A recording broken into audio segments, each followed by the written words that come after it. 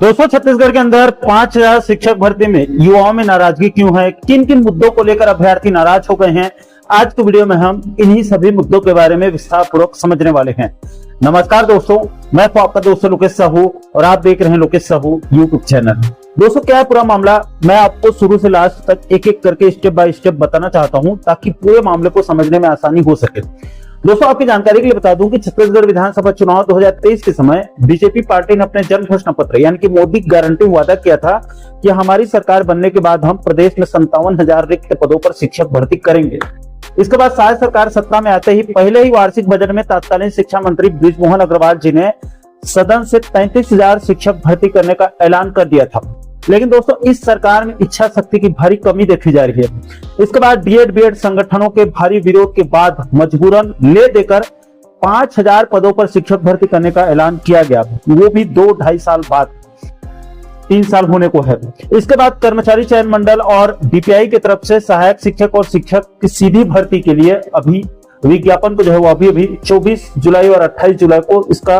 Notification जारी किया गया है। दोस्तों, जारी नोटिफिकेशन के मुताबिक सहायक शिक्षक में ई और टी कैडर के लिए कुल 2,292 पदों पर भर्ती विज्ञापन जारी किया गया है और शिक्षक पद के लिए कुल 1,654 पदों पर भर्ती विज्ञापन जारी किया गया है। यानी कि दोस्तों, सहायक शिक्षक और शिक्षक दोनों में कुल मिलाकर 3,946 पदों पर भर्ती विज्ञापन जारी किया गया है। अभी व्याख्याता के लिए नोटिफिकेशन जारी नहीं किया गया है। दोस्तों, सहायक शिक्षक पद के लिए 21 अगस्त 2026 तक आवेदन मंगाया गया है और 11 अक्टूबर 2026 को 10 या फिर 11 अक्टूबर को इसका परीक्षा आयोजित होने वाली है। हालांकि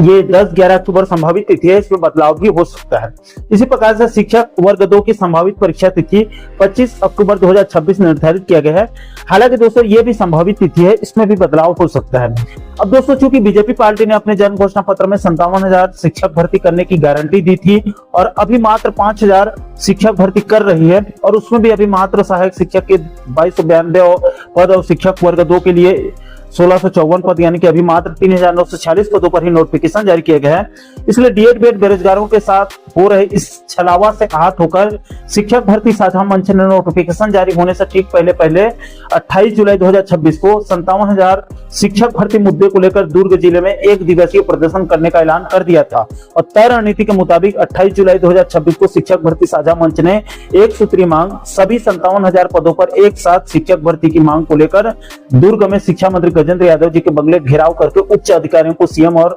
शिक्षा मंत्री के नाम से ज्ञापन जो है वो सौंपा गया। इसके बाद दोस्तों, अब हम सहायक शिक्षक और शिक्षक वर्ग 2 के लिए जो भर्ती विज्ञापन जारी किया गया है उसके किन किन मुद्दों को लेकर अभ्यर्थी नाराज हो रहे हैं, क्या क्या बदलाव करने की मांग कर रहे हैं, उसे भी आगे एक एक करके समझ लेते हैं। तो दोस्तों, वर्तमान के 5,000 शिक्षक भर्ती में सबसे बड़ा मुद्दा 45% का बना हुआ है। दोस्तों, जारी नोटिफिकेशन में सहायक शिक्षक के लिए 12वीं में कम से कम 50% अंक और शिक्षक वर्ग 2 में ग्रेजुएशन में 50% अंक होना अनिवार्य किया गया है। अब दोस्तों, इसको लेकर प्रदेश के बहुत सारे युवाओं का कहना है कि पिछली भर्ती में भूपेश बघेल सरकार की तरफ से एसटी, एससी, ओबीसी और दिव्यांग जैसे आरक्षित वर्ग के लिए शैक्षणिक योग्यता में 5% की छूट देते हुए 45% वालों को भी आवेदन जमा करने का अच्छा अवसर दिया गया था, जिसमें हजारों अभ्यर्थियों को इसमें लाभ मिला था। दोस्तों, अभ्यर्थियों का कहना है कि अगर शैक्षणिक योग्यता में 5% की छूट नहीं मिलने की वजह से 45% से लेकर 49.9% तक अंक प्राप्त करने वाले हजारों अभ्यर्थी अपात्र हो रहे हैं, वो लोग आवेदन नहीं डाल पा रहे हैं या फिर वो लोग परीक्षा में शामिल हो पाएंगे जिससे नहीं हो पाएंगे, जिससे हजारों अभ्यर्थियों को इसमें भारी जो है वो नुकसान होगा। इसलिए राज्य सरकार को इस मुद्दे को गंभीरता से लेते हुए सहायक शिक्षक और शिक्षक वर्ग 2 के पदों में आरक्षित वर्ग को शैक्षणिक योग्यता में 5% की छूट देनी चाहिए। इससे राज्य के हजारों अभ्यर्थियों को लाभ मिलेगा। इसके बाद दोस्तों, वर्तमान शिक्षक भर्ती में दूसरा बड़ा विवाद आयु सीमा को लेकर हो रही है। दोस्तों, भर्ती विज्ञापन में आयु सीमा अधिकतम 35 वर्ष रखी गई है और आरक्षित वर्ग के अभ्यर्थियों को आयु सीमा में 5 वर्ष की छूट दी गई है, यानी कि एसटी, एससी, ओबीसी जैसे आरक्षित वर्ग के अभ्यर्थियों को 35 वर्ष के स्थान पर 40 वर्ष तक अवसर दिया गया है। लेकिन दोस्तों, युवाओं का कहना है कि चूंकि छत्तीसगढ़ सामान्य प्रशासन विभाग यानी कि जीएडी ने 3 अगस्त 2024 को एक आदेश जारी किया था, जिसमें पुलिस विभाग को छोड़कर राज्य के अन्य विभागों के सीधी भर्ती में शिक्षित बेरोजगारों को 5 वर्ष का अतिरिक्त समय दिया गया था, जिसकी वैधता 31 दिसंबर 2028 तक है। अभी इस 5% छूट को 5 वर्ष छूट को आयु सीमा में शामिल नहीं किया जा रहा है, क्योंकि अगर इसको शामिल किया जाएगा तो आरक्षित वर्ग के अभ्यर्थियों की अधिकतम आयु सीमा 45 वर्ष होगी। यानी कि इस 5 वर्ष के छूट को वर्तमान भर्ती में शामिल किया जाएगा तो आरक्षित वर्ग के अभ्यर्थियों को 45 वर्ष तक के युवाओं को वर्तमान शिक्षक भर्ती में शामिल होने का अवसर प्राप्त होगा। दोस्तों, प्रदेश में बीते 3-4 सालों से भर्ती नहीं हुई है, इसलिए बेरोजगारों का 3-4 साल का नुकसान हुआ है। इसलिए शायद सरकार को अपनी गलती की सजा बेरोजगारों को नहीं देनी चाहिए और सामान्य प्रशासन विभाग के 5 वर्ष के छूट को भी शामिल करते हुए अभ्यर्थियों को 45 वर्ष तक फॉर्म भरने का अवसर देना चाहिए। इससे राज्य के हजारों युवाओं को फायदा होगा। इसके बाद दोस्तों, वर्तमान शिक्षक भर्ती में तीसरा बड़ा विवाद या फिर तीसरी बड़ी मांग सीटीटी में शामिल होने वाले अभ्यर्थियों की तरफ से किया जा रहा है। दोस्तों, इसको लेकर प्रदेश के कई बेरोजगारों ने हमारे पास अपनी मांग पत्र भेजी है, जिसमें उन्होंने राज्य सरकार से अपील किया है कि चूंकि प्रदेश के सभी डीएलएड और बीएड तथा सीटीटी सीजीटीटी परीक्षार्थी और युवा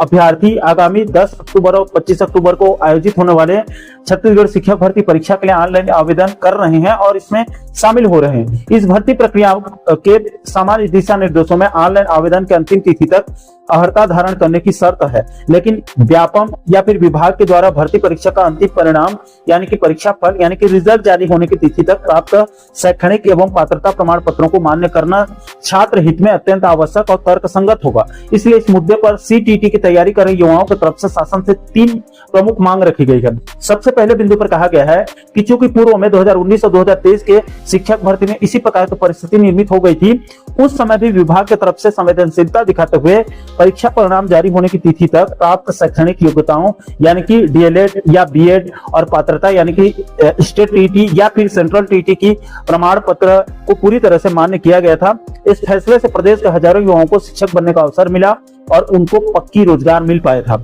इसके बाद दूसरे बिंदु पर मांग किया गया है कि चूंकि आगामी सीटीटी की परीक्षा अगले महीने 6 सितंबर 2026 को आयोजित होने वाली है, इसके साथ ही साथ प्रदेश के हजारों अभ्यर्थी अपनी शैक्षणिक या फिर व्यवसायिक योग्यताओं की अंतिम वर्ष की परीक्षा भी दिला रहे हैं और इन सभी परीक्षाओं का रिजल्ट शिक्षक भर्ती के अंतिम परीक्षा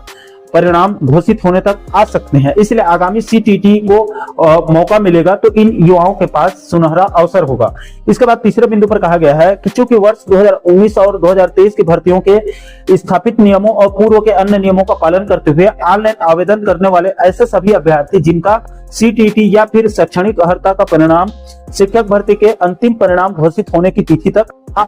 आ जाता है तो उन्हें पूरी तरह से पात्र माना जाए। इसलिए इन सभी बिंदुओं के माध्यम से राज्य सरकार से अपील किया गया है कि पूर्व के 2019 और 2023 के भर्ती की तर्ज पर वर्तमान 2026 के शिक्षक भर्ती में भी ऑनलाइन आवेदन करने वाले सभी अभ्यर्थियों के लिए अंतिम परिणाम जारी होने की तिथि तक प्राप्त सीटीटी जिसका 6 सितंबर 2026 को परीक्षा होने वाला है उसको मान्य किया जाए और साथ ही साथ सभी आवश्यक शैक्षणिक और व्यावसायिक अर्हताओं को पूरा मान्य करने का स्पष्ट आदेश जारी करने की अपील किया गया है, जिससे प्रदेश के हजारों योग्य अभ्यर्थियों का भविष्य सुरक्षित हो सके। दोस्तों, ये भी बहुत गंभीर मुद्दा है और पूर्व के भर्तियों में इसको मान्य किया गया है, इसलिए वर्तमान भर्ती में भी अंतिम परिणाम जारी होने की तिथि तक प्राप्त सीटीटी और अन्य शैक्षणिक और व्यावसायिक अर्हताओं को मान्य करना चाहिए। इसके बाद दोस्तों, वर्तमान शिक्षक भर्ती में चौथा बड़ा मुद्दा यह है कि इस भर्ती में लंबे समय के बाद हिंदी संस्कृत जैसे विषयों पर कुछ पद आए हैं, ये बहुत अच्छी बात है, लेकिन इस भर्ती में विज्ञान और व्यायाम या फिर ग्रंथपाल के एक भी पदों पर भर्ती नहीं हुई है। आखिर राज्य में इन विषयों की तैयारी कर रहे हजारों युवाओं के भविष्य का क्या होगा, इनके बारे में भी सरकार को जो है वो एक बार विचार करना चाहिए।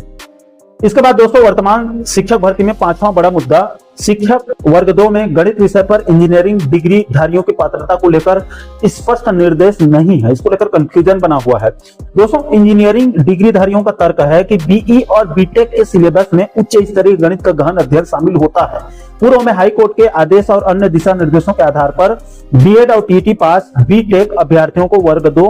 गणित शिक्षक पद के लिए पात्र माना गया था। अब इस मुद्दे पर बीएससी गणित अभ्यर्थियों का कहना है कि चूंकि बीएससी गणित अभ्यर्थियों का इस पर तर्क है कि इंजीनियरिंग एक व्यावसायिक या तकनीकी डिग्री है, जबकि विद्यालयीन शिक्षण के लिए प्योर साइंस या मूल विषय स्नातक होना जरूरी है। इसमें इंजीनियरिंग स्नातकों को शामिल करने से पारंपरिक बीएससी स्नातकों के अवसर पर असर पड़ता है।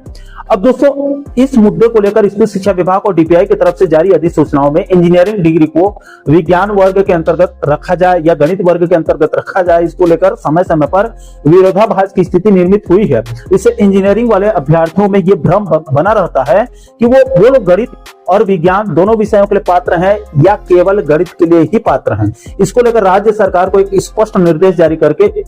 स्थिति साफ करना चाहिए ताकि युवाओं के बीच विवाद की स्थिति निर्मित न हो।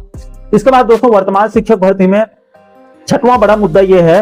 कि शिक्षक वर्ग 2 में कृषि विषय के पदों के लिए बीएड और टीटी अनिवार्यता एक विवाद का विषय बना हुआ है। दोस्तों वर्तमान शिक्षक भर्ती में कृषि विषय के पदों के लिए बीएड और टीटी की अनिवार्यता को लेकर कृषि स्नातकों यानी कि बीएससी एग्रीकल्चर और राज्य सरकार के बीच बड़ा विवाद उत्पन्न हो गया है। दोस्तों विवाद की मुख्य वजह 13 फरवरी 2026 को जारी राजपत्र में एनसीटीई नियमों में अचानक बीएड और टीटी को अनिवार्य कर दिया जाना है।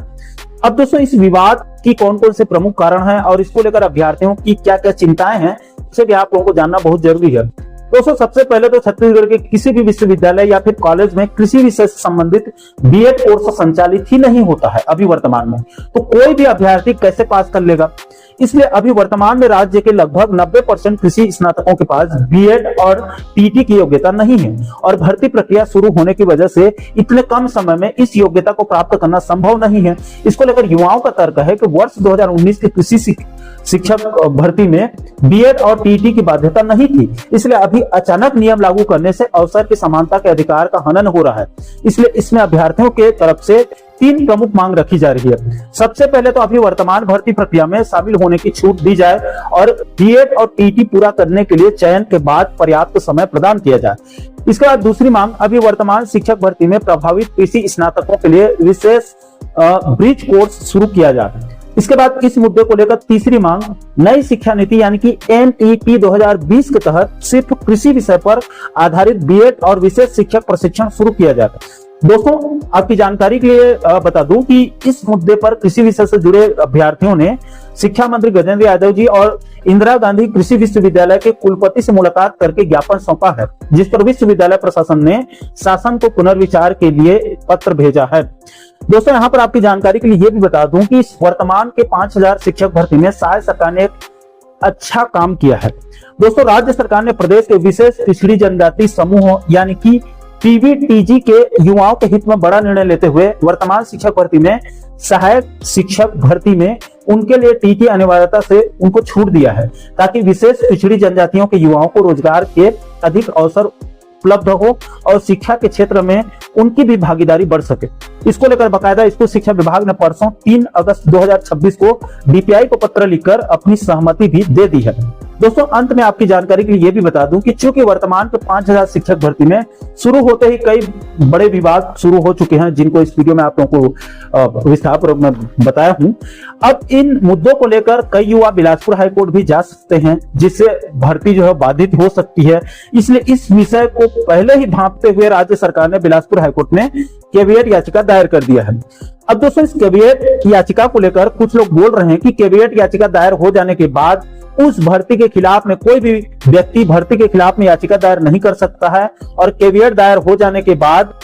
हाई कोर्ट स्टे नहीं दे सकता है। दोस्तों ये दोनों ही बातें गलत हैं या फिर आधा अधूरी जानकारी है। दोस्तों कैविएट याचिका दायर करने से सिर्फ इतना होता है कि अगर किसी भर्ती को बचाने के लिए राज्य सरकार पहले से कैविएट दायर कर देती है तो हाई कोर्ट उस भर्ती के खिलाफ सीधा स्टे देने से पहले एक बार सरकार के पक्ष को ध्यान से सुनता है और सरकार के पक्ष को सुनने के बाद आगे निर्णय लेता है। अगर कोर्ट को लगता है कि सरकार का पक्ष सही है तो उस भर्ती में स्टे नहीं लगता है। लेकिन दोस्तों अगर सरकार की किसी भर्ती से हजारों लाखों युवाओं का नुकसान हो रहा हो और किसी नियम की वजह से युवाओं के साथ अन्याय हो रहा हो तो उस स्थिति में कैविएट याचिका भी कोई काम का नहीं होता है और कोर्ट उस भर्ती में स्टे देकर आगे की सुनवाई शुरू करता है। दोस्तों कैविएट याचिका तब सरकार को बचा सकती है जब सरकार अपने जगह पर सही हो। अगर सरकार किसी नियम से हजारों लाखों युवाओं का नुकसान होता है तो वहां पर कैविएट कोई काम का नहीं है।